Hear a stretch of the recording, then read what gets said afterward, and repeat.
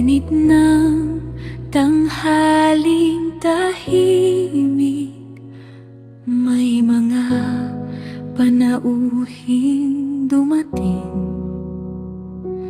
Tumakbo si Abraham sa pintuan at sinalubong ng may galang.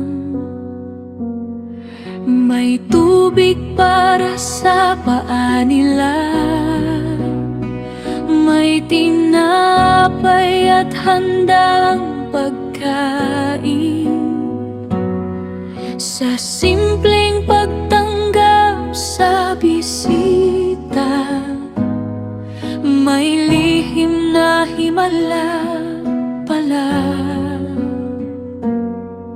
Tinanong nila nasaan si Sarah at sumagot mula sa tolda. Pagkatapos ay nagsalita ka,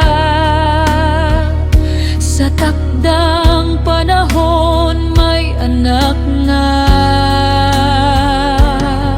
Napatawa siya sa likuran,